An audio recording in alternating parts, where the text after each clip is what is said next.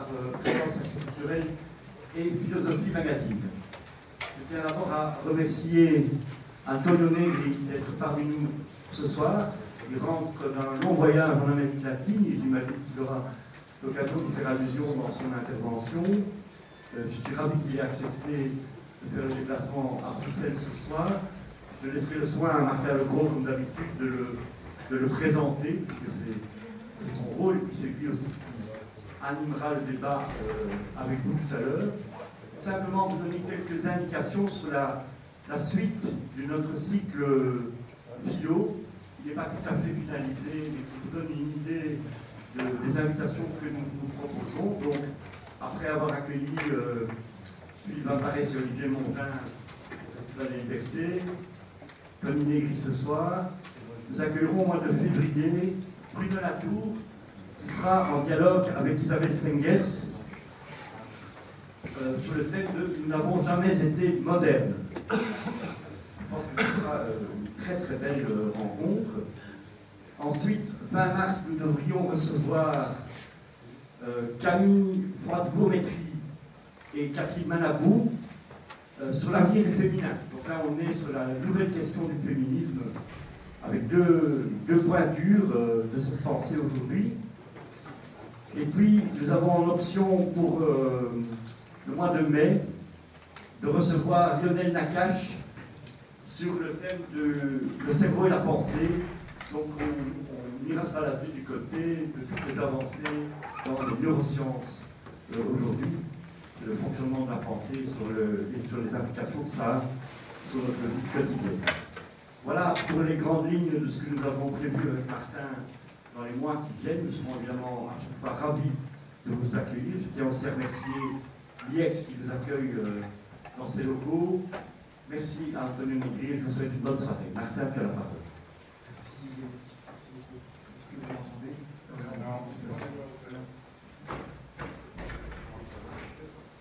Est-ce que vous m'entendez?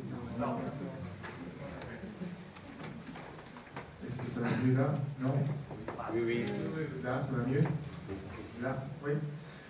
Bien, mais merci à toutes et à tous d'être là. Oui, en nombre et d'être fidèles à ce cycle donc, de rencontres, de discussions philosophiques avec les grands penseurs de notre temps. Et oui, je m'associe avec Yannick pour dire à Antonio Negri le plaisir, l'honneur, la joie vraiment très grande qui est la nôtre ce soir de vous accueillir à Bruxelles et à l'IEX. Vous qui êtes, il faut le dire, ça peut-être pas, il y a un peu qui vous fait ici, mais tout de même, qui est un des rares intellectuels mondiaux d'aujourd'hui, la référence des mouvements tels que Occupy Wall Street à New York, des Indignados en Espagne, mais aussi en Amérique latine. Voilà, vous êtes une référence aujourd'hui philosophique dans le monde qui bouge, dans tous ces mouvements. Je vais vous présenter tout de même, même si beaucoup vous connaissent. Et après cela, nous aurons une discussion autour de ce livre important donc, que vous venez de publier, qui s'appelle Commonwealth, le commun, ou la puissance du commun, sorti en septembre. S'il fallait, Antonio Negri, vous définir d'un terme, d'un mot, il dirait, Antonio Negri, vous êtes un homme tumultueux, vous êtes le tumultueux. En entendant par là d'abord une référence à un des penseurs qui vous est cher, qui est Machiavel. Machiavel qui disait que ce qui a fait la fécondité, la force, la vigueur des grandes républiques et des premières républiques, c'est l'aspect vraiment tumultueux de leur division, le tumulte qui existait entre les grands et la plèbe, et que c'est ce tumulte que les grands penseurs classiques avaient pour ambition, en quelque sorte, de contenir, de maintenir. Et bien, vous, dans les pas de Machiavel, vous en faites le serment de la liberté. Vous êtes aussi, il y a dans tumulte le mot de multitude, vous avez de la multitude, ce nouveau nom, pour essayer de cerner en quelque sorte le réseau politique, la sensibilité politique, la communauté politique qui s'est au-delà des États et des nations dans ce nouveau monde commun. Tumultueux, vous avez eu un parcours tumultueux, je rappelle quelques moments, vous êtes né en Italie, vous êtes italien, en Vénétie. Votre père est issu dans un milieu très badaud, votre père est fondateur du Parti communiste, très engagé dans les luttes contre le fascisme. Vous avez un parcours un peu singulier, puisque en quelque sorte vous avez une double carrière, un peu comme vous avez un double corps. Il y a Antonio, le professeur directeur de sciences politiques à Padoue, à l'université de Padoue, mais Tony, le militant engagé, l'agitateur engagé dans l'opéraïsme italien, ce mouvement en marge un peu du Parti communiste et du communisme qui entendait aller voir concrètement dans les usines comment le mouvement de résistance, le mouvement révolutionnaire se constituait lui-même en dehors, en quelque sorte, des hautes sphères des partis et de l'État. Vous avez été accusé, emporté dans une accusation complètement délirante, accusé à tort dans le climat des années plomb en Italie d'être... Est-ce qu'on est obligé de... Ah oui.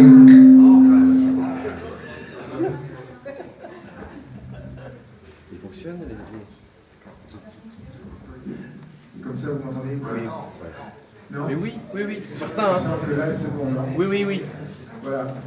Donc je disais, vous avez été accusé à tort dans le climat des années de plomb en Italie d'avoir été l'instigateur au sein des brigades rouges de l'assassinat et dans l'enlèvement de Aldo Moro, arrêté dans 79, en 79, condamné après 4 années de prison dans les quartiers de haute sécurité à 17 années de prison, pour association subversive et complot contre l'État, élu en prison député, c'est pas commun, en 83, vous avez été officier tribunal d'immunité parlementaire, vous avez en France au moment où cette immunité allait être levée, vous avez passé 14 ans en France, et à la fin des années 90, vous êtes revenu en Italie pour en quelque sorte confronter l'Italie à solder les comptes de ce passé, de cette histoire très trouble des années de plomb. Vous avez posé la fin de votre peine en Italie, vous êtes aujourd'hui libre, même plus que libre, juvénile et dans actuellement la force de la liberté avec beaucoup de ténacité. Quelques livres importants qui ont marqué votre parcours intellectuel et pas seulement politique. Dans les pas de Marx, au-delà de Marx en 79, un très beau texte sur un penseur dont on dira certainement quelques mots ce soir, Spinoza, l'anomalie sauvage, puissance et pouvoir chez Spinoza dans les années 80, le pouvoir constituant en 97, Job, la force de l'esclave, et enfin cette trilogie assez surprenante, Empire, Multitude et le troisième tour qui paraît aujourd'hui, Commonwealth, publié en commun avec votre ami et compagnon américain Michael Hart, et dont vous me disiez vous-même que le succès vous surprenait, ce sont des livres qui se sont vendus à plusieurs centaines, voire à plusieurs millions d'exemplaires, qui ont touché quelque chose de très vif, vous allez me dire un instant, sur la reconfiguration à l'âge de la mondialisation de l'espace politique global, et vous êtes vous-même surpris de la manière dont ces livres ont touché un public très très élargi. Vous ne comprenez pas vous-même, comme disiez-vous tout à l'heure, le destin de ces livres. Mais tout de même, vous soutenez dans ces livres des thèses très très fortes, une thèse très forte justement sur cette idée que la mondialisation, c'est le surgissement d'un monde uni, d'un monde sans dehors, reprenant un peu une thèse de Rosa Luxembourg sur l'idée que le capitalisme était ce grand unificateur universel qui faisait surgir par un côté de nouvelles hégémonies, un nouvel empire, et de nouveaux prétendants à l'empire par rapport à ce nouvel espace, mais par en bas, le surgissement de nouvelles subjectivités politiques, ce que vous appelez justement la multitude, de nouvelles ensembles, de nouveaux liens entre des singularités détachées des attaches et des identités politiques classiques. Vous avez aussi, et c'est peut-être par là que je commencerai à vous interroger, vous avez aussi interrogé très profondément la métamorphose du travail aujourd'hui. Au-delà de vos travaux engagés, vous avez touché de manière très vive la manière dont le travail se reconfigurait et devenait toujours davantage un travail cognitif, un travail affectif et de moins en moins un travail productif. Vous nous en direz un mot. Mais abordons donc Commonwealth. Il y a un petit dicton, Antonio Negri, italien, qui m'est cher parce que quand j'avais passé mes vacances enfant en Italie, on me le répétait souvent. Et ce dicton dit, si je m'amuse, male comune mezzo gaudio, ce qui veut dire mal commun, peine amoindrie. Entendez que si vous êtes ce soir le seul à avoir 39 de fièvre dans une salle où tout le monde fait la fête, cette peine est d'autant plus grande, tandis que si nous sommes tous ce soir un peu fiévreux, la peine est à moitié diminuée. Et il me semble que peut-être, je ne sais pas si ce proverbe italien a inspiré votre réflexion sur le commun, mais c'est de cela que vous allez nous parler, de la force, de la puissance du commun. Comment est-ce que des individus, comment est-ce que des singularités, en se reliant à d'autres, trouvent à augmenter ce que vous appelez dans les facultés Spinoza leur puissance d'agir, leur puissance de penser et leur puissance de sentir. Permettez-moi, Antonio Negri, pour vous soumettre une première question un peu personnelle sur votre parcours. Une question sur, je dirais, vous êtes aujourd'hui dans l'espace intellectuel, un des rares philosophes issus de l'extrême gauche, issus de cet engagement, issus du marxisme. Vous êtes un des rares à avoir, me semble-t-il, réussi à maintenir, alors que Marx est aujourd'hui, on peut être traité un peu en chien crevé de la philosophie, à maintenir une exigence qui était celle de Marx, qui était d'utiliser les concepts marxistes pour comprendre le monde, comprendre les contradictions réelles du capitalisme. Et vous avez, me semble-t-il, à différence de gens comme personnalités, de l'extrême gauche intellectuelle, comme Alain Badiou, comme Jacques Rancière, qui maintiennent une exigence critique et même exigence révolutionnaire, même d'un point de vue éthique ou politique, votre point de vue est plus marxien, plus authentiquement marxien, c'est-à-dire c'est l'idée d'abord de comprendre le réel avec des outils marxistes. Et donc, ma question a été la suivante: comment vous, qui avez été si marqué, je viens de le dire, par l'itinéraire, par l'histoire du XXe siècle, par cette histoire de combat entre le fascisme et le communisme, vous avez séjour en prison, l'Italie des années noires, comment est-ce que vous, me semble-t-il, avez su, en quelque sorte, traverser cette histoire et presque la dépasser, et à travers ces trilogies, multitudes, Empire, Commonwealth, toucher quelque chose de très vif dans l'histoire d'après la chute du mur. Comment est-ce que, où avez-vous trouvé, en quelque sorte, des outils pour comprendre un monde dont on avait le sentiment qu'il n'obéissait plus aux catégories propres à la pensée de gauche, qu'il échappait même à l'intelligence politique ou au logiciel politique qui était celui de la gauche? Est-ce par une accointance avec le monde du travail? Est-ce par une accointance avec les mouvements de protestation? Je ne sais pas. Est-ce que vous-même, vous comprenez un petit peu comment est-ce que vous comprenez votre rapport avec le temps contemporain, votre affinité avec le contemporain?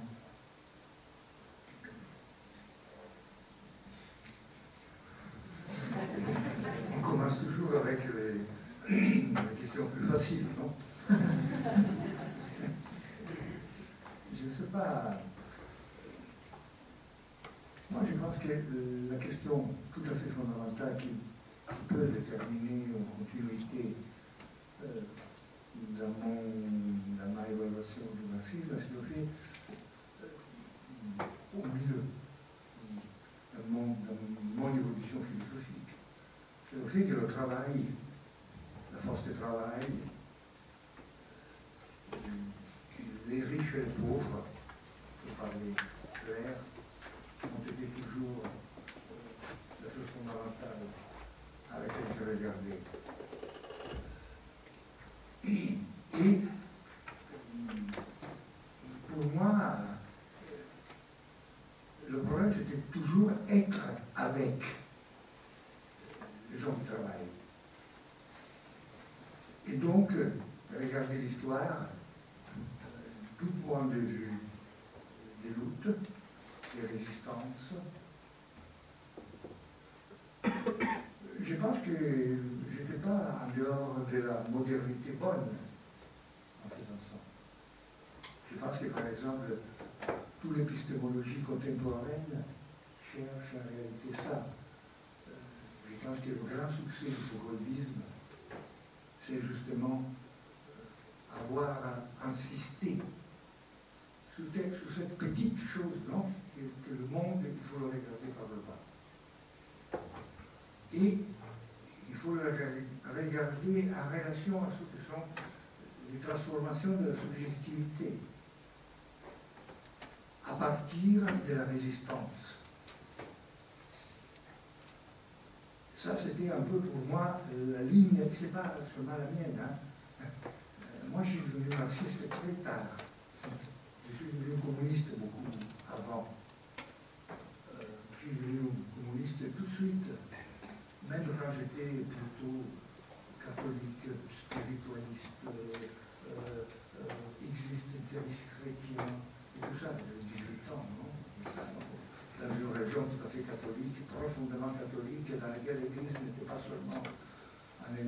actionnaire, mais qui est aussi un élément de communauté. Voilà, comme les récits dans lesquels les gens... Et donc, et quand je suis devenu... j'ai commencé à militer, non j'étais plutôt... Il faut vraiment régler cette sono, parce qu'on se comprend. Oui, peu importe, mais si la sono était réglée, vous pourriez parler à côté du micro, on l'entendrait. Essayez comme ça. Excusez-moi.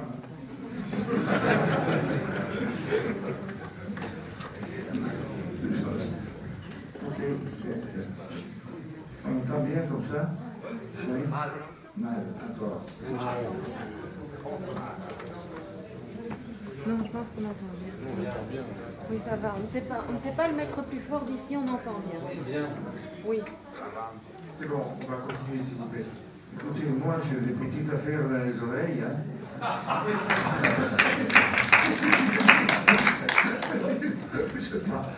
C'est pas honteux.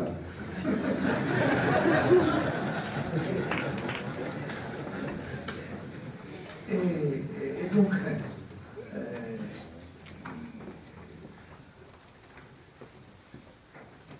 mon problème c'était justement celui de voir les choses à partir.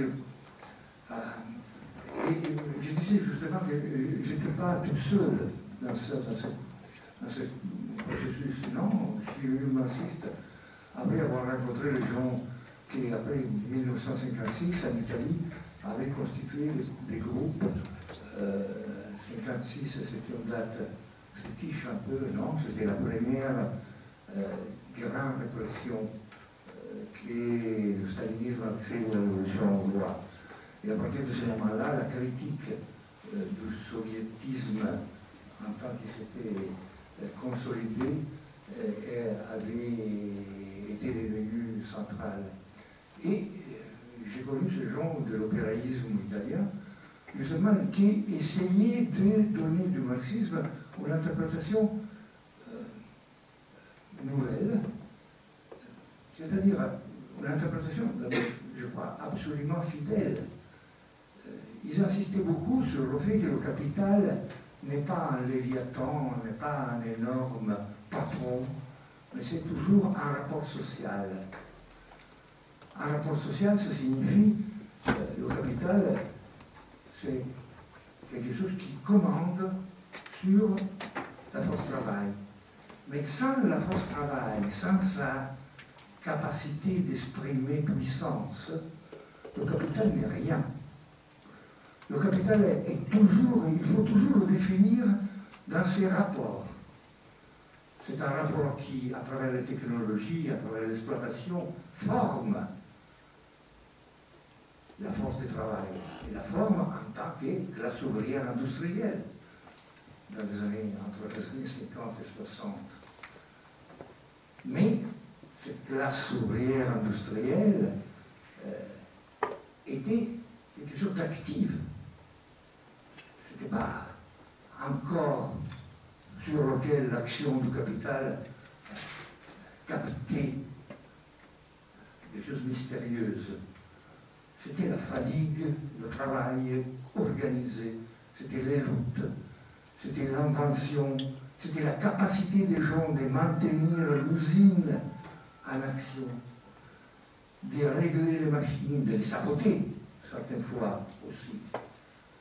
Mais ce rapport était la chose vivante. Le travail était un travail exploité parce qu'il était un rapport entre le patron et l'ouvrier, le sujet ouvrier. Et j'ai commencé donc à étudier ça, à maintenir toujours devant moi cette idée que le capital est un rapport, et qu'il y a un rapport mobile qui se transforme. Et on a continué par exemple à soutenir la lutte. C'était amusant le fait que vous vous souvenez de Rosa Luxembourg.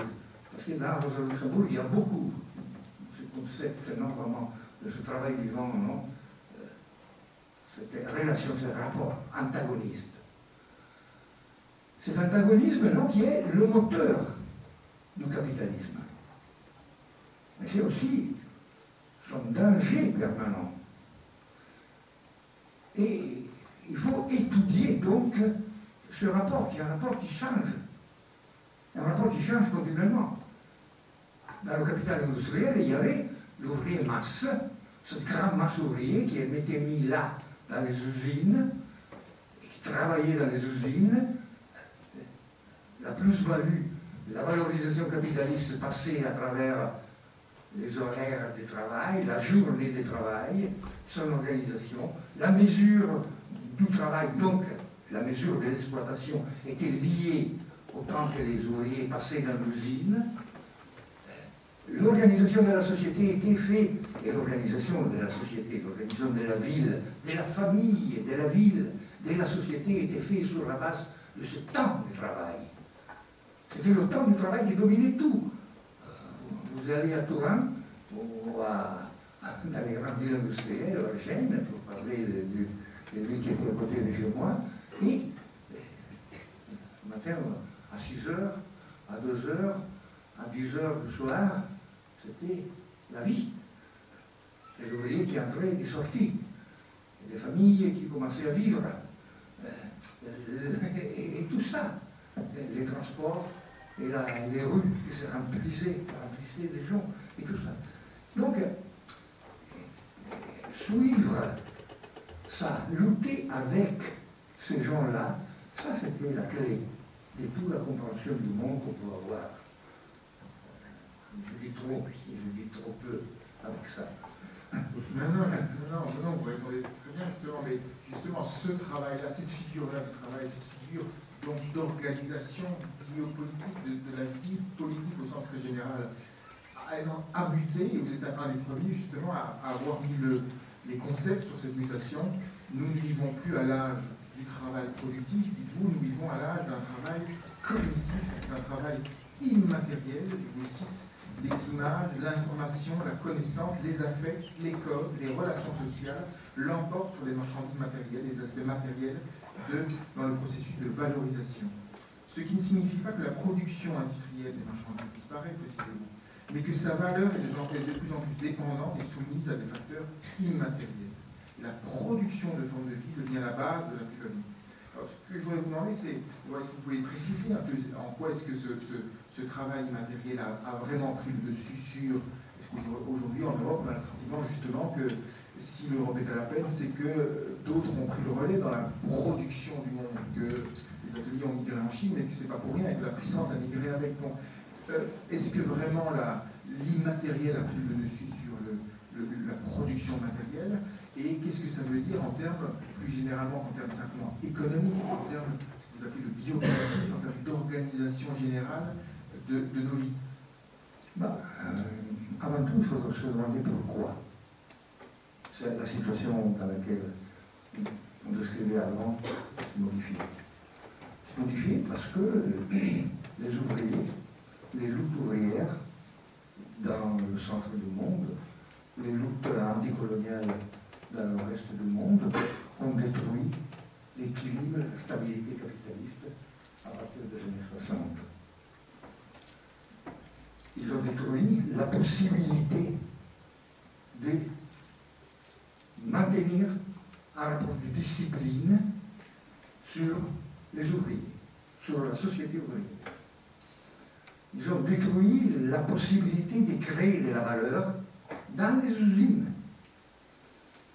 Ils ont commencé, dans les années 60, à mettre dehors les usines la production.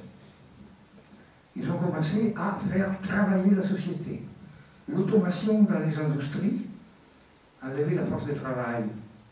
L'informatisation du social permettait de mettre ensemble, d'unifier les processus de circulation des marchandises et de la production. Production, reproduction et circulation des marchandises ont commencé à se lier l'un à l'autre. Et tout ça s'est passé sur la base du refus du travail salarié dans l'usine.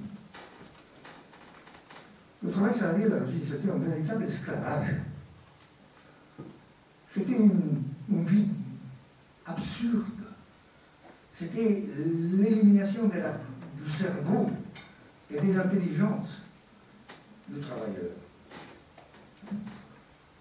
Et c'était cette volonté de se libérer du travail qui a amené à cette énorme transformation. C'est important d'insister sur ça parce que quand on commence à dire que c'est la société entière qui est mise en production, c'est la vie qui est mise dans le processus de valorisation, on doit se considérer toujours que cette vie en production, ce passage du Foucault entre la discipline d'usine et le contrôle social, l'exploitation qui passe non plus simplement à travers dans l'usine, c'est-à-dire localisée, avec la mesure de la journée du travail, une partie de la journée du travail, c'est pour se reproduire, c'est le travail nécessaire. L'autre part, c'est du sur-travail qui s'est transformé en profit. Ce n'est plus ça. C'est justement toute la société qui est mise au travail.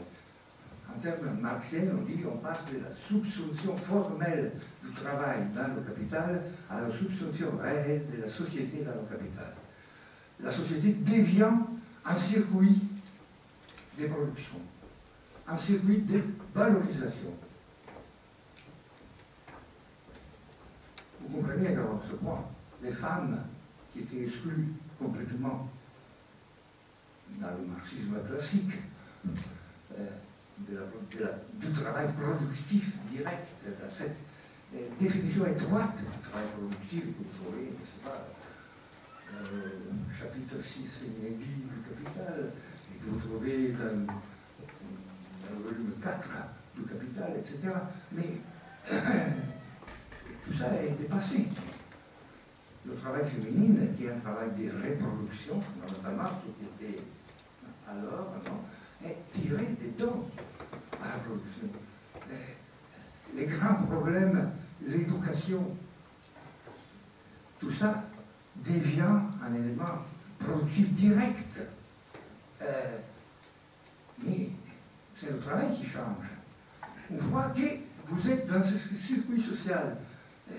Le travail, justement, il est qualifié selon des formes de vie. Le travail intellectuel, la recherche, ce sont des éléments qui deviennent fondamentaux, de plus en plus, dans la production.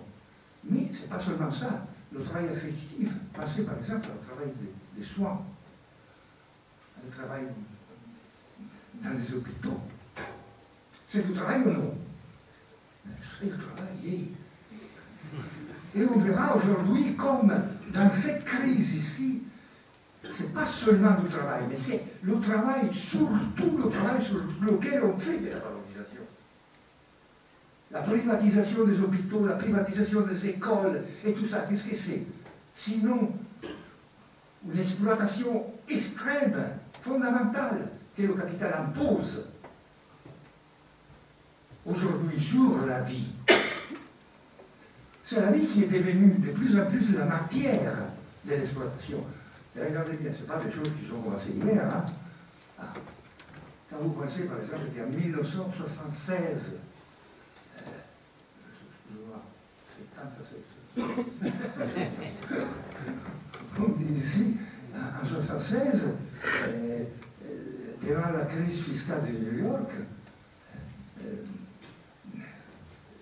la solution du problème était justement l'utilisation pour payer la dette de New York des retraites. Et à partir de ce moment-là, c'est ce moment-là que Marazzi, O'Connor, Aieta, Karasov, etc., c'est ce moment-là qui ont marqué le début du néolibéralisme. Ce n'était pas seulement le fait que Kissinger et Nixon avaient détaché l'or, le dollar de l'or, la valeur du dollar de l'or, c'est-à-dire qu'ils avaient flexibilisé la valeur monétaire. c'est surtout le fait d'avoir identifié la vie. Mais tout ça, une fois qu'on a dit tout ça, on doit continuer à dire, parce que je reviens un peu à cette histoire de la, comment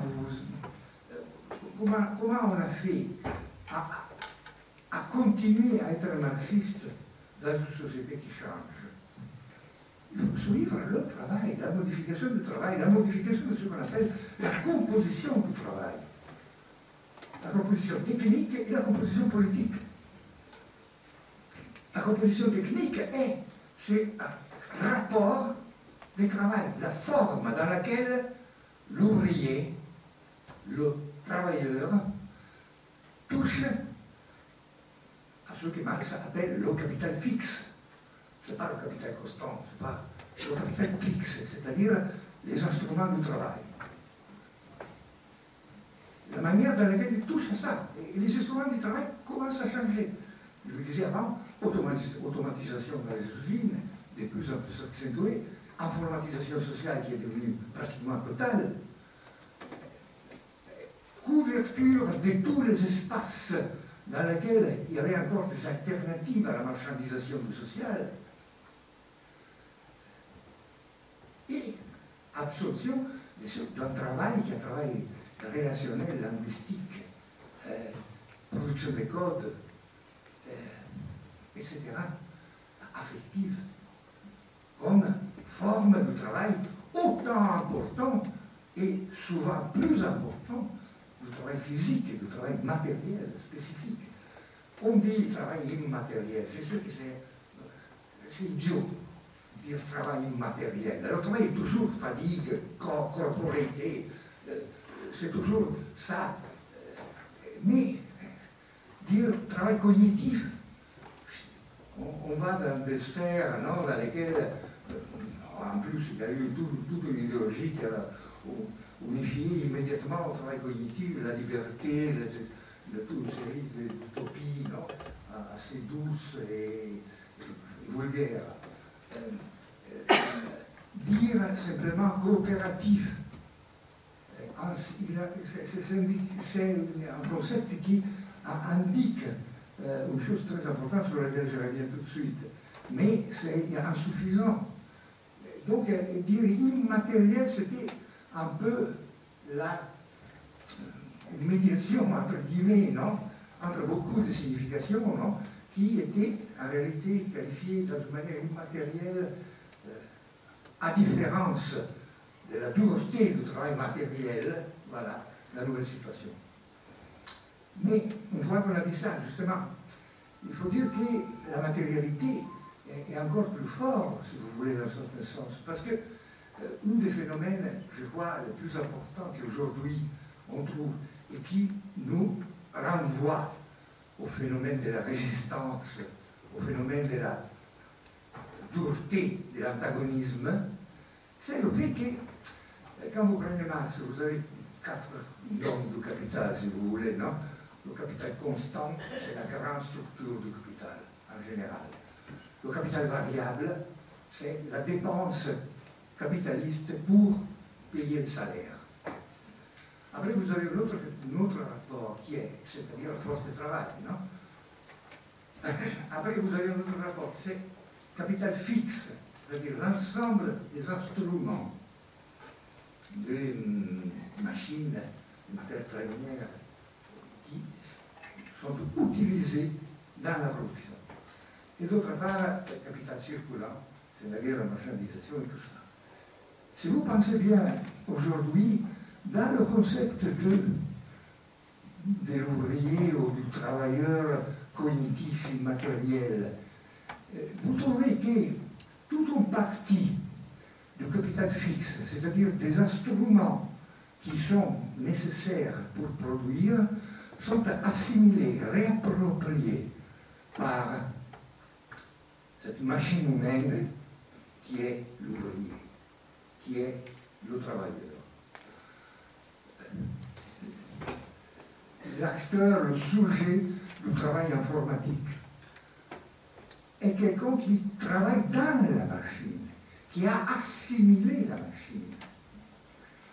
Le travail affectif dans les hôpitaux, c'est quelque chose qui combine l'organisation et les capacités, la créativité affective dans le travail, etc., etc.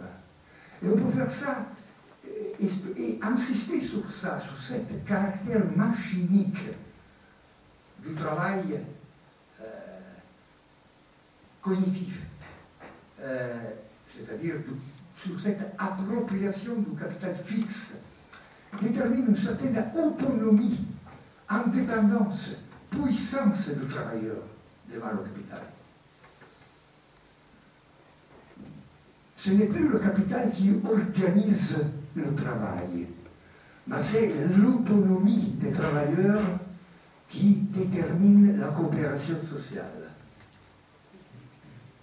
Ça, c'est un concept tout à fait fondamental, justement pour arriver à la thématique du comment.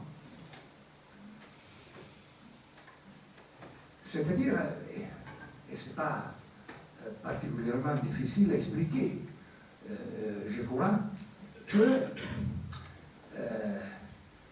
aujourd'hui, on est devant des phénomènes. Pensez une fois, par exemple, à mon père ou à mon grand-père. Il venait de la campagne, et il allait travailler à l'usine, il y avait le patron qui l'appelait, il le mettait là, il lui disait, il doit faire ça, ça, ça et ça. Et normalement, c'était répété en geste pendant toute la journée. L'organisation du travail était complètement dans les mains du capitaliste. La réaction de l'ouvrier, qu'est-ce que c'était? C'était la lutte, la rupture, non? La grève. C'était, d'autre part, on le sait bien, des courantes, des flous d'intelligence collective qui formaient la communauté ouvrière. C'était des choses formidables. Rancière a raconté ça d'une manière théorique et essentielle, mais beaucoup de gens l'ont fait, parce que ça, c'était la véritable deuxième nature, non, de l'ouvrier masse. Ça fait d'être ensemble, d'être classe, non, dans le sens plein du mot. Aujourd'hui, vous avez une classe ouvrière, c'est-à-dire un ensemble d'ouvriers, qui sont complètement différents. Nous, on dit multitude. Multitude, c'est un concept de classe. C'est un concept d'ensemble de singularités. Des singularités intellectuelles, cognitives, affectives, etc., qui sont capables d'intervenir dans le travail avec singularité, justement. La valeur aujourd'hui n'est plus simplement la massification des heures de travail, c'est aussi ça, mais c'est surtout la capacité d'introduire dans la production, dans le processus de production, des éléments d'innovation continue, singuliers. Et c'est ça que le capital capte dans la relation sociale. Et c'est dans ces mouvements-là que l'autonomie des travailleurs, leur capacité de coopération sociale se forme dans des formes souvent autonomes. Très bien. C'est vrai qu'au-delà même du constat que vous faites, au-delà du schéma politique dans lequel vous l'inscrivez, et d'un schéma qui nous semble très concret, c'est-à-dire que vous dites par exemple que ces transformations ont les affaires de la ville, de la métropole. La métropole est à la multitude que l'usine était à la classe ouvrière. Aujourd'hui, les villes sont devenues des centres productifs et c'est par le réseau que la ville opère, en quelque sorte, qu'elle génère de la plus-value et on sent bien que le devenir métropole du monde est de cet ordre-là, des grands centres métropolitains qui deviennent des puissances de production considérables. De manière beaucoup plus concrète, moi, il me semble que quand vous dites que cette métamorphose des outils, des instruments, ce petit objet que nous avons tous dans notre poche aujourd'hui, est aujourd'hui un outil à travers lequel notre employeur, nos collaborateurs nous voient matin et soir, nous envoient matin et soir, et en quelque sorte captent ce que vous appelez nos affects, captent notre attention psychique, du matin au soir, et il n'y a plus cette frontière dont vous parliez à l'instant entre l'espace de l'usine, l'espace de la famille, l'espace de... donc je trouve que là, il y a quelque chose de juste sur l'énorme réseau qui est en train de se constituer. Ce que je voudrais vous demander maintenant, c'est ce qui est au cœur de la grande thèse de votre grand livre, de votre dernier livre, donc Commonwealth. Ce terme, ce concept issu de l'histoire de la pensée politique anglaise, en réalité, signifie en anglais république, chose publique, res publica. Vous maintenez cependant le terme anglais, précisément parce que vous ne l'entendez pas dans le sens classique. Une république, le pacte social, les citoyens s'unissent pour faire souveraineté, pour faire État, pour instituer une société. Et donc pour vous, le commun, le devenir commun de la multitude est précisément dans ce mouvement par lequel la société, la métropole, met en réseau les singularités, mais en même temps, vous dites ce mouvement que le capitalisme opère est un mouvement très profondément ambivalent parce qu'il exproprie une part de notre énergie, de notre puissance, mais justement, il interdit cette puissance de se réaliser. Alors ma question, elle serait, si la voie classique de la philosophie politique qui était le pacte social, le schéma de la souveraineté, des citoyens qui s'unissent pour faire ensemble société, déterminer en quelque sorte au-dessus de leur activité professionnelle le champ de la politique. Comment est-ce qu'on fait multitude? Comment ce mouvement de devenir commun qu'opère le capitalisme peut s'instituer, peut aller jusqu'au bout et se réaliser?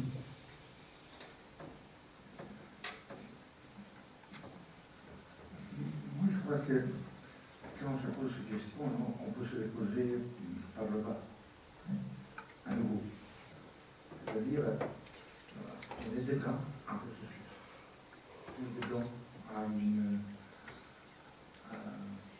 évolution, on est dans une transformation. Quand on dit la multitude, par exemple, a une certaine autonomie, moi je crois que ça c'est déjà quelque chose qui détruit la vieille conception de la vieille conception moderne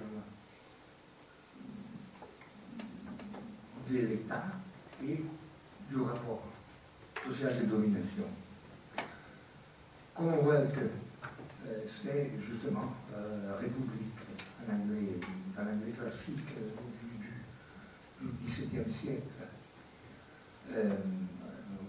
Vous allez Hobbes, non, et vous trouvez justement le contrat social, non, qui détermine le passage de la multitude au peuple.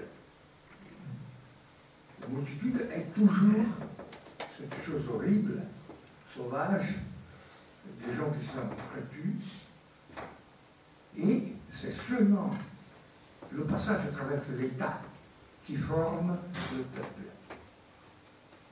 Le peuple, c'est-à-dire cet ensemble de citoyens civilisés qui travaillent, qui acceptent l'ordre, qui sont capables de se distribuer la monnaie. La chose curieuse, c'est que quand on va regarder les textes, par exemple pendant la Révolution anglaise, on s'aperçoit que quand on parle de multitude, on parle de pauvres. Et quand on parle de peuple, on parle de propriétaires. Et ça, c'est quelque chose qui donne immédiatement, non, un ordre beaucoup plus clair à cette transformation de la multitude en peuple. C'est l'ordre des propriétaires, le peuple, contre la multitude des pauvres. L'accumulation originaire, la formation du capitalisme, ça se passe sur ça, sur cette division entre ceux qui sont sans terre, sans richesse et sans statut, et les propriétaires qui ont le droit d'être représentés.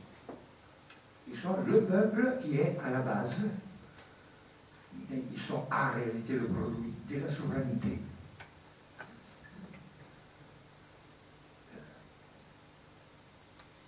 Or, le grand problème, c'est que nous, aujourd'hui, on est encore dans ce système juridique de la souveraineté. Et même l'organisation de la place, même les partis socialistes et communistes ont toujours joué à l'intérieur de ce schéma. réformisme, le grand réformisme, il était certaines fois révolutionnaire, comme a aussi. Il a créé une nouvelle organisation pour l'exploitation des travailleurs. Il a déterminé des passages scientifiques formidables, mais d'autre part, il a accentué non, le manque de liberté civile, ce qui était le système d'esclavage et d'exploitation du capitalisme. Le problème qui se pose aujourd'hui, c'est est-il possible, aux formes d'organisation commune de la société, dans laquelle la propriété et la liberté marchent ensemble? Je pense que ça, c'est le problème, voilà, devant la crise claire, non, du capitalisme aujourd'hui, devant la crise sur laquelle on ne revient pas, parce que c'était déjà assez horrible, non, du socialisme réel. Donc, notre problème est celui-là. Alors, ce qui demande, y a-t-il la possibilité, dans les formes de production qu'aujourd'hui on connaît, dans la nouvelle configuration des classes sociales, dans la nouvelle forme dans laquelle le travail s'est donné, on a la possibilité de construire ce passage. Si vous ouvrez Commonwealth, non? On dit, notre problème, c'est essayer de définir les conditions d'un prince de la multitude, un prince machiavélienne.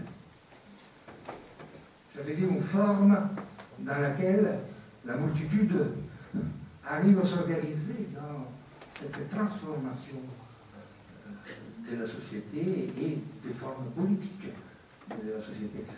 C'est absolument nécessaire de maintenir toujours ensemble l'élément politique et l'élément productif. Le concept du travail, de force de travail, et donc le concept de capital, ainsi qu'on l'a défini avant comme relation sociale, c'est ça la grande découverte marxienne. Le fait que le politique et le productif marchent ensemble. On ne peut pas les distinguer comme font tous les constitutions modernes. Les constitutions modernes sont des constitutions de la liberté au service de la propriété privée. Alors justement, tout de même, il me semble qu'il y a une très belle réflexion dans votre livre et très étonnante, sur l'amour entre le politique et l'économique. Tout d'un coup surgit l'amour, étonnamment, sous votre plume. Vous dites, c'est l'amour qui manque pour constituer ce commun. Il faut le remettre au centre de la production du commun, au centre de la production de la vie sociale. Mais l'amour que vous investissez de cette responsabilité, de cette charge historique, est un amour très singulier, puisqu'il se définit dans les pas de Spinoza, très loin de notre vision un peu sentimentale de la fusion amoureuse et surtout de la fusion exclusive entre deux êtres. Est-ce que vous pouvez préciser ce que vous entendez par cet amour et en quoi est-ce que, sur ce qui apparaît a priori comme une expérience privée, une expérience sentimentale, une expérience affective, on peut aujourd'hui attendre autant de l'amour, attendre de l'amour la recomposition du commun entre les hommes. Quel est cet amour dont vous attendez la puissance de recomposition du lien entre les individus et entre les hommes, entre les singularités? C'est évident que quand on parle d'amour, on ne parle pas de l'amour érotique ni de l'amour mystique religieux. On parle de l'amour tel que Spinoza essayait de le définir. C'est-à-dire comme la forme spécifique de la synthèse entre le désir de se reproduire, le conatus,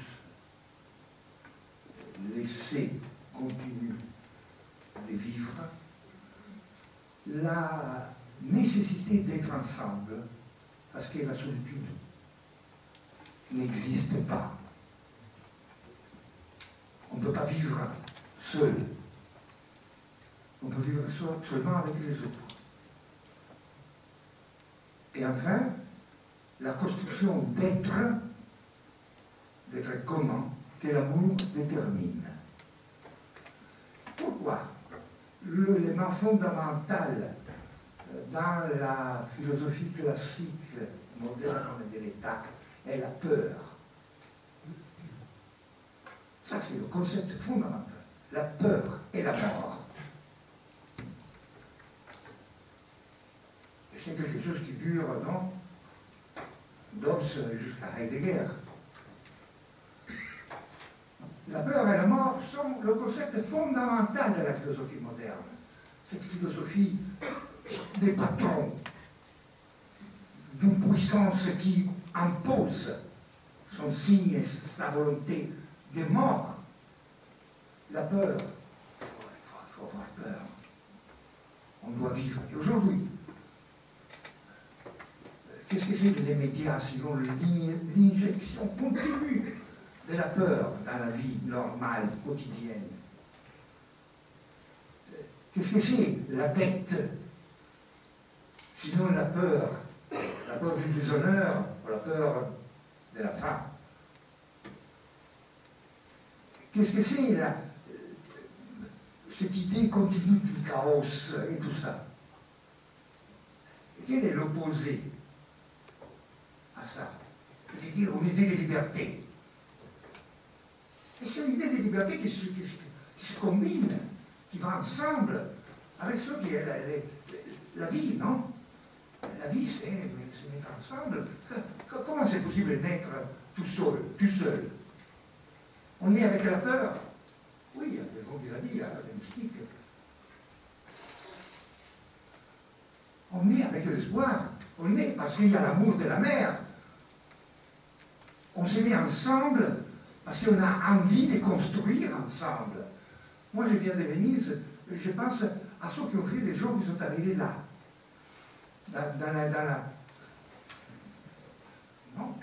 l'eau, pour se construire ensemble cette ville formidable d'une beauté. Ils ont construit ensemble. Ils avaient des symboles qui étaient des symboles de l'être ensemble. C'est ça l'amour. Prenez Spinoza, il est le prophète, non? Il a vécu ici, pas loin d'ici, là. Mais c'était pas seul, lui, à faire ça. Il y avait un mouvement sectaire, non, extrêmement puissant, qui pensait à ça, était poursuivi, normalement persécuté par les églises. C'est-à-dire par les formes qui soutenaient jusqu'au fond la naissance de l'État absolu. Alors, il y a une anti-modernité qui court pendant toute la modernité. De Machiavel à Spinoza, justement, jusqu'à Marx. Cette histoire de l'antimodernité dans la modernité est quelque chose que tous les bons philosophes connaissent. Donc c'est ça l'amour. C'est pas quelque chose qui, justement, c'est pas simplement le fait érotique. Bon, c'est ça, c'est une forme banale, non, de la vie. Qui entre nous n'a pas aimé une femme? Non, des femmes, on est des hommes, ou des femmes qui ont aimé des femmes, ou des hommes qui ont aimé des hommes. C'est pas, mais nous arrive, non? Et l'élément mystique, c'est quelque chose qui participe. Dans le livre, justement, ce qui reste, non? C'est une phrase d'Heidegger, non? Justement, il a écrit sur l'amour, non? Dans le moment dans lequel il était poursuivi par les Alliés, non? Il était caché dans un château, en attendant qu'il arrivait nazi comme il était, non? Comme ça. Et justement, il pensait qu'il nous reste l'amour, mais il avait justement réduit l'amour à l'amour de sa reproduction, de sa pour se sauver. Non. L'amour, c'est vivre. Donc, il n'est pas se sauver dans le sens de s'isoler et tout ça, mais c'est vraiment être dans la multitude. La multitude, c'est notre milieu naturel. Regardez bien, quand on parle de multitude, on parle de multitude de singularités. Ici, l'enseignement de l'antimodernité, de Spinoza jusqu'à Deleuze, non, est complètement présente. Ce ne sont pas des individus ceux qui constituent la multitude. Qu'est-ce que c'est la multitude? C'est un petit monstre avec son âme qui rêve de vivre seul. Laissons-le au poète, non? Nous regardons plutôt les singularités qu'ils ont, qui vivent et qui existent parce qu'ils sont ensemble. La singularité est une relation. La multitude des singularités sont, et un apprend par l'autre. Comment on peut imaginer de vivre sans un langage qui nous fait exister ensemble? C'est le langage, c'est la relation qui nous nourrit, qui nous fait être. L'être est une relation. Ce n'est pas une assistance sur soi-même, qui se colle sur soi-même. Dans cette réflexion sur l'amour, vous racontez trois fables animalières qui, je trouve, rendent très concret et en même temps très, très subtil votre réflexion justement sur comment est-ce qu'une érotique aujourd'hui peut venir soutenir une lutte ou une réforme de la vie sociale. Vous dites qu'il y a trois grandes fables animalières pour penser l'économie. Il y a la première fable fondatrice de l'économie classique libérale, la fable de la ruche de Mandeville et de Smith, de cette fable dont on postule qu'il ne faut surtout pas que les abeilles visent le bien commun pour le réaliser. Une deuxième fable qui serait une fable plus socialisante, plus morale, plus élégante, qui serait une fable où les abeilles mettraient en commun avec les fleurs leur capacité, ce serait l'alliance, la solidarité, l'association des abeilles et des fleurs qui produiraient grâce à la pollinisation le miel. Et puis vous racontez une troisième histoire que je ne connaissais pas, dans les pas de Deleuze, qui est l'histoire de la guêpe et de l'orchidée. Est-ce que vous pouvez d'abord reprendre, je les ai raconté un peu trop rapidement, ces trois fables, et je trouve, et surtout insister sur la troisième, qui expose, qui matérialise, qui concrétise la manière dont vous pensez la puissance de l'amour aujourd'hui, ce que peut l'amour. Justement, la fable de Mandeville et la fable des abeilles, de la pollinisation, tout ça qui a pris un mauvais temps dernièrement, sont des fables qui consistent effectivement à montrer la naturalité. On travaille ensemble, du travail de la pollinisation, c'est-à-dire du fait que le travail cognitif, intellectuel et tout ça peut se répandre. Moi, j'insiste sur la fable de l'orchidée de la guêpe, parce que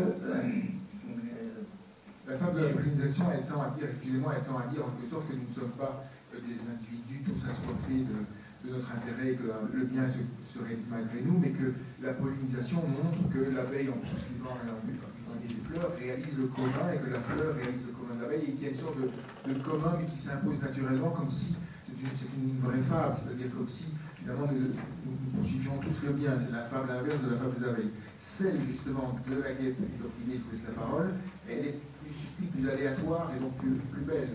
Elle est plus aléatoire, plus belle, je ne sais pas si elle est vraie, hein. Et l'orchidée. Comment ça se passe entre l'abeille et l'orchidée? ça se passe l'amour. Et la transformation réciproque. C'est ça la clé, non, de la fable déleuzienne, cartérienne, non? Et c'est cette fable dans laquelle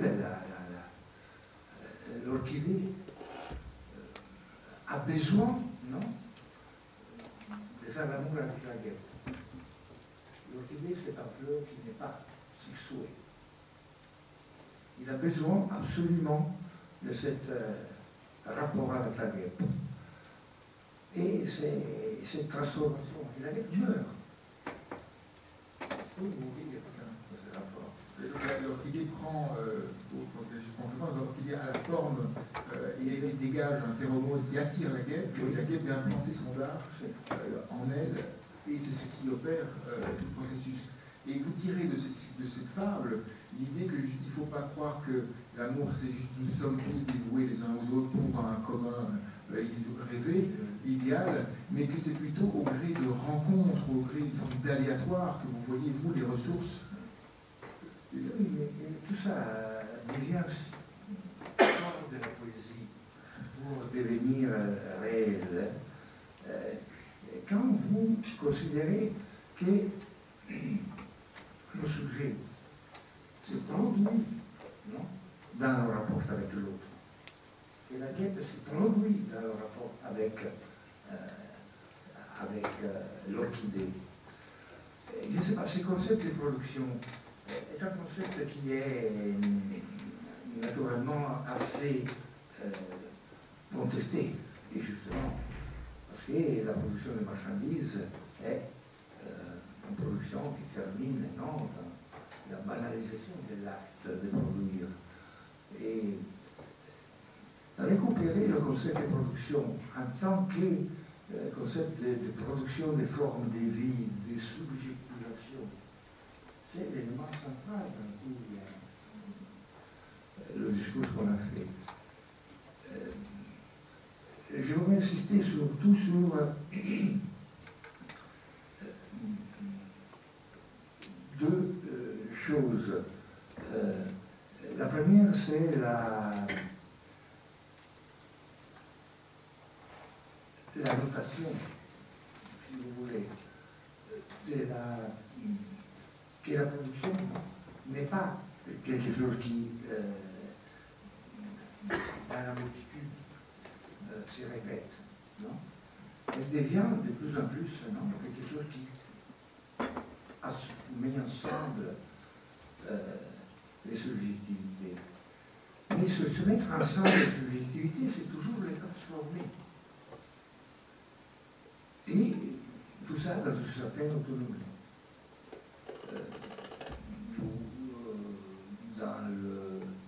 Dans ce développement. Oui, je disais d'ailleurs sur cette idée que le commun se génère aujourd'hui de manière en dehors, peut-être selon vous, le commun se génère à la fois en dehors du politique et en dehors de l'économie, dans la ville, dans les rencontres de la ville, dans les réseaux.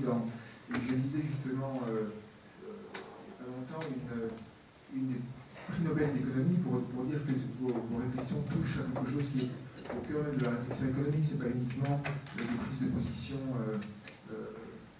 politiques. Le dernier prix Nobel d'économie il y a 2 ans était une femme qui s'appelle Elinor Ostrom, qui n'est pas très connue et qui était une prix Nobel justement parce que elle a réfléchi sur la notion de bien commun, l'eau, l'air, le gaz. Qu'est-ce qu'un bien commun aujourd'hui? Et elle dit, dans la vision économique classique, c'est ce qu'on appelle la tragédie des biens communs, c'est-à-dire le fait que si vous laissez un chemin, une rivière à disposition, les individus qui utilisent ces biens, un pré, une rivière, vont l'exploiter, ça va donner de la surexploitation parce que personne n'entretient ces biens. Et elle a montré tout le contraire que, moyennant certaines conditions, il était tout à fait possible d'utiliser des biens communs et de les préserver justement, moyennant certaines conditions d'utilisation qui étaient tout à fait réalisables. Est-ce que c'est en ce sens que vous voulez dire que il me semble que vous dessinez un chemin qui n'est ni un chemin politique au sens étroit du terme, c'est pas par la voie de la réforme politique qu'on va pouvoir réaliser ce commun qui est en germe dans le réseau, dans la nouvelle économie. ce n'est pas non plus exclusivement dans l'économie, mais donc c'est dans un commun qui s'auto-gouvernerait.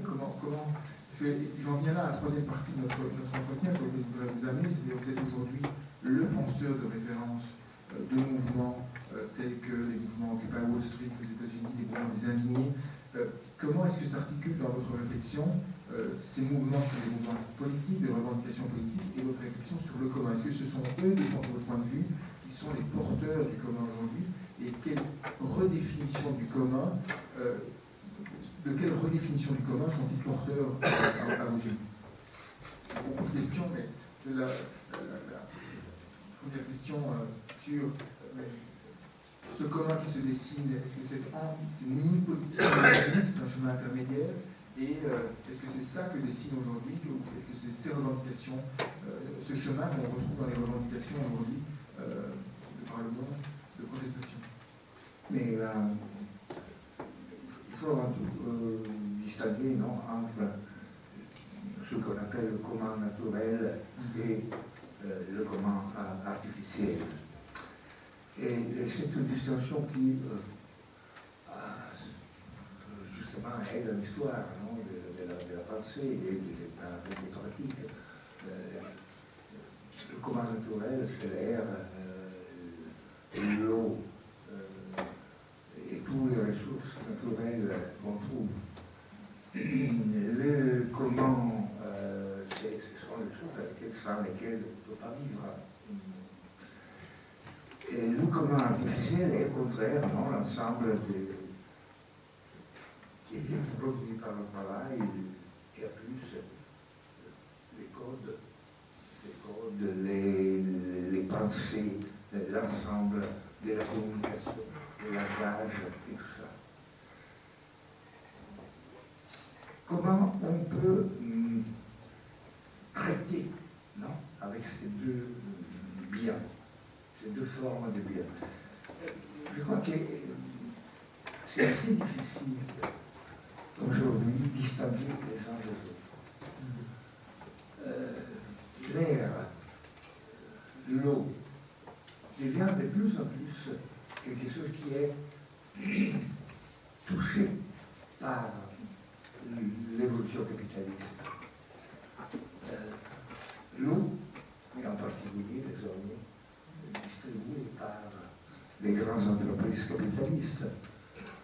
Si vous regardez, par exemple, en Amérique latine, la première grande lutte sur le commun, à Cochabamba, en Bolivie, est commencée justement contre les entreprises qui réglaient les flux d'eau et qui gagnaient sur cela. En Italie même, le grand référendum sur l'eau, qui a gagné avec le 95% des votes, des voix, l'année passée, en 2011, a été sur l'eau industrielle. Et tout ça fait partie de selon moi, ça fait partie de cette invasion, que le capital a déterminé.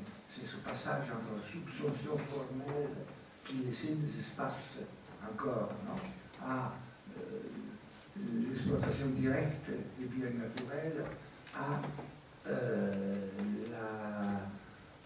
la subvention formelle de la société et de la nature dans le capital. Aujourd'hui, vous vous trouvez dans une situation dans laquelle ce processus d'invasion capitaliste est devenu de plus en plus fort. Avant, on disait que le capital investi, par exemple, jusqu'au fond, ce qui sont les conditions de vie, de la vie, des travailleurs, tout le welfare, qui est cette construction artificielle, mais qui est devenue une seconde nature, pour notre société, et transforme ça dans sa source fondamentale de production, de valorisation. La même chose se passe avec la nature dans les pays du tiers, de tiers-monde. Aujourd'hui, l'agrobusiness, c'est-à-dire la transformation de la terre dans une production généralisée de soja ou des choses qui servent pour transformer en carburant. L'extractivité, l'extraction minière, pétrolière et l'industrie biologique qui intervient dans les forêts et tout ça, est quelque chose qui transforme la nature et la vie des hommes liés à la nature, la vie des indigènes, la vie des populations andines, par exemple, dans cette exploitation radicale du commun. De cette commun qui est la nature, la terre. Et quand vous parlez avec ce peuple indigène qui ont transformé l'Amérique latine dans les derniers 20 ans, à travers leur révolution, vous vous trouvez devant, par exemple, à ces discours sur la terre, que nous, on ne connaît pas. On ne connaît pas parce que la terre est l'ensemble des coutumes, l'ensemble de la vie, l'ensemble dans lequel la communion des gens se détermine.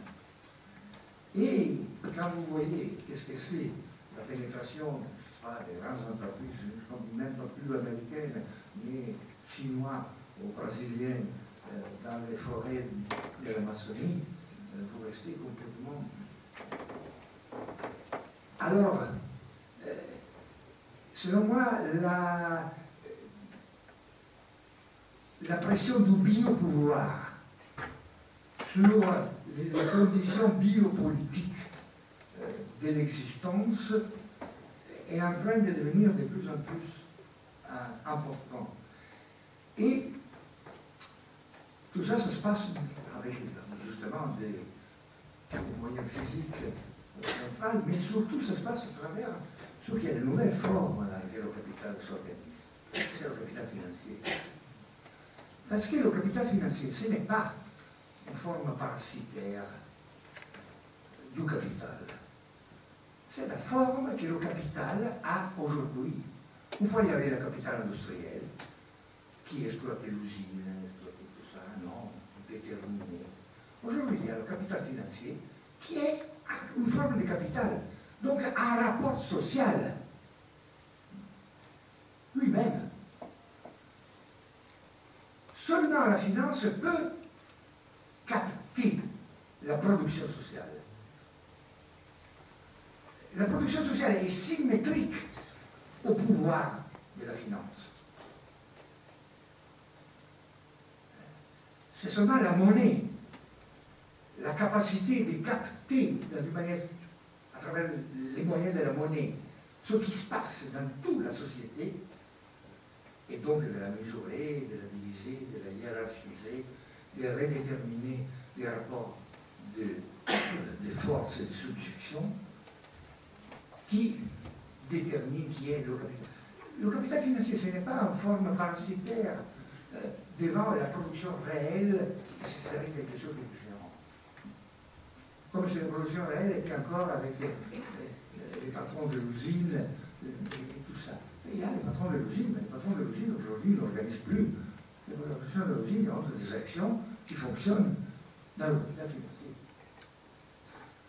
C'est le capital financier qui commande, mais il commande justement parce qu'il est symétrique à la production sociale. Après, il y a des problèmes énormes, non, sur les problèmes de la crise d'aujourd'hui, non, la forme dans laquelle ces deux niveaux, non, ils vont s'organiser ensemble. Qui commandent sur ça, qui sont les marchés qui commandent. Quand on a commencé avec Empire à écrire, non, à dire des choses banales, non, l'Union soviétique est tombée. Les États-Unis sont importants et grandes, non? Il y a un marché mondial unifié. On s'est posé la question, qui va commander tout ça? Le marché n'a jamais marché tout seul, non? ce ne sont pas les économistes fous, non, qui disent qu'il y a une loi de modèle à marché. Le marché a besoin de lois, a besoin de règles, a besoin de formes juridiques, a besoin de langage, a besoin de mesures, a besoin de tout, une infinité de choses que seulement les États-nations donnaient. Avec les marchés mondiaux, les États-nations sont devenus des préfectures, maximum, non, des marchés, non, du gouvernement des marchés. Mais ces marchés sont encore là, même encore entre empire et multitude, non. Et quand on a écrit là, on disait à des gens qui nous disaient, vous êtes fous, l'État-nation c'est encore important, c'est essentiel, c'est fondamental. Et tout ça, vous êtes des anticommunistes parce que vous n'êtes pas les États-nations. Bon. Pour moi, l'État-nation, c'est celui, ce barbare État, non, qui a, dans ma famille, a tué dans deux guerres 4 ou 5 personnes, non. Mais en Europe, l'État-nation a tué combien de millions de gens, non.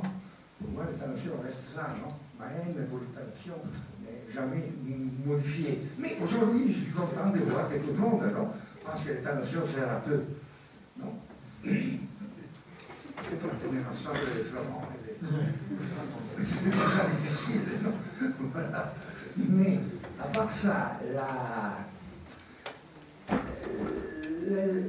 le problème devient, il y a eu un essai, non, qu'on a appelé un coup d'État des États-Unis, de l'administration Bush, sur le marché mondial. Mais c'était coup d'État et n'a pas fonctionné. Aujourd'hui, le dollar n'est pas, n'est plus la monnaie qui commande. L'armée américaine a trouvé beaucoup de défaites. Hollywood commence à devenir un peu vieux, un peu vieux. Et c'est-à-dire la monnaie, la force militaire, la culture ne sont plus ce qui était avant la chute de l'Union soviétique.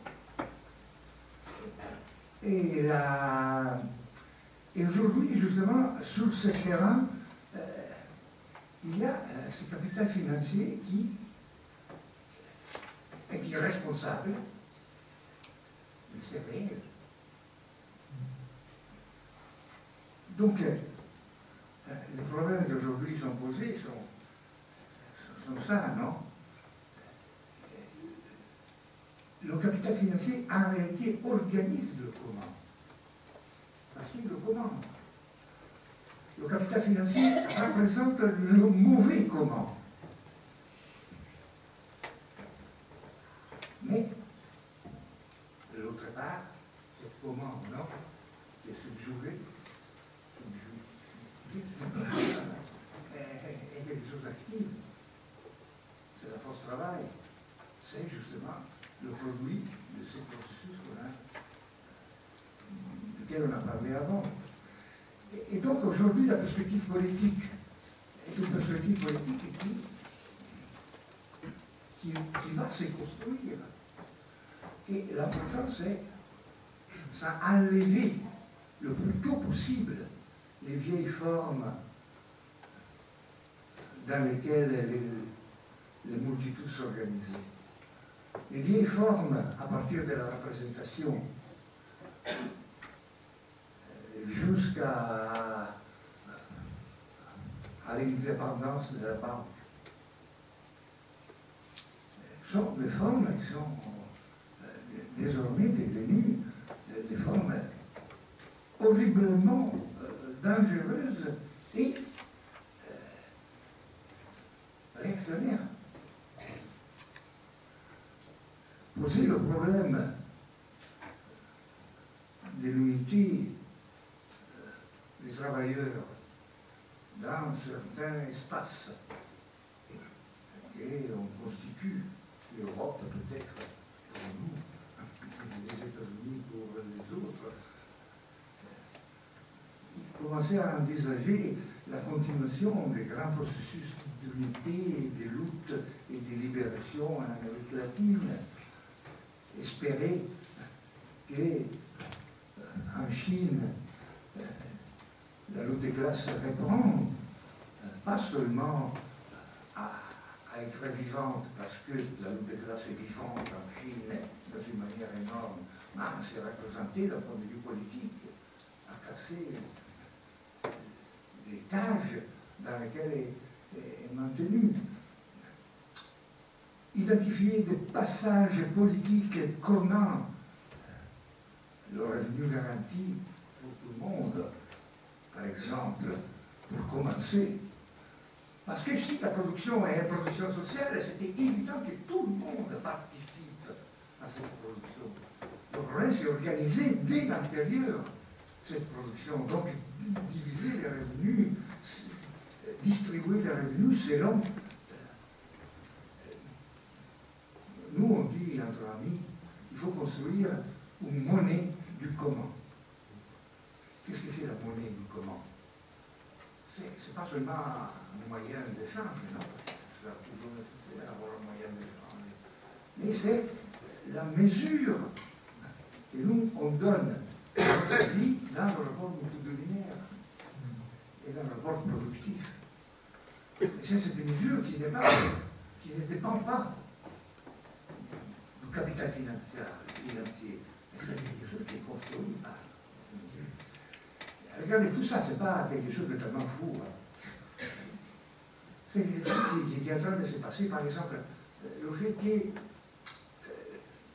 toute la structure du jus publicum europeum, non, du droit public européen, est complètement défaite. Aujourd'hui, on ne gouverne pas à travers des normes juridiques qui descendent dans une manière continue, juste à s'appliquer en tant que règle spécifique du cas. Non? Cette forme juridique est formidable, non? qui a dominé de la Renaissance jusqu'à aujourd'hui, en tout cas à partir du XVIIIe siècle sûrement, et c'était la forme juridique classique, celui-là. Chacun de nous qui est passé dans les facultés des jurisprudence a appris, non, de droit, a appris. Tout ça, ce n'est plus réel. Aujourd'hui, les conflits, tout est devenu governance. C'est toujours la règle qui vient inventer de moment en moment. Tout se séparer, se fragmenter. Et se fragmenter exactement comme se fragmenter à notre travail. Exactement comme se sont fragmentés l'ordre international entre les États. Est-il possible d'imaginer ce mécanisme de gouvernance qui est toujours entre un et l'autre autour des cas spécifiques comme une espèce de contre-pouvoir? Je pense que non encore. Mais peut-être demain, en Amérique latine par exemple, on a trouvé. Quand la monnaie, par exemple, est complètement tombée, complètement disparue en Argentine après le 2001, il y a eu vraiment une constitution nouvelle. Pas seulement d'échanges, mais aussi des contre-pouvoirs. Et au moment dans lequel la monnaie était créée, non, il y avait ces contre-pouvoirs qui déterminaient la valeur des échanges. Parce que le problème, c'est pas seulement avoir de la monnaie pour échanger des choses, non. C'est ça. Quelle est la valeur de ma vie, par exemple, dans l'échange. Et aujourd'hui, c'est la vie qu'on change, qu'on échange. On vit dans cette situation dans laquelle il faut se mettre en tête, dans la tête, que tout est changé. On vit la modernité après la post-modernité. La post-modernité est devenue un petit jeu, non, pour l'artiste à la mode. Non, la post-modernité, c'est quelque chose de plus important, non? C'est le post-bouddhisme. On continue à définir avec un post une réalité qui est beaucoup plus lourde. Voilà. Merci beaucoup, Antonio, de ces précisions, de cette vivacité dans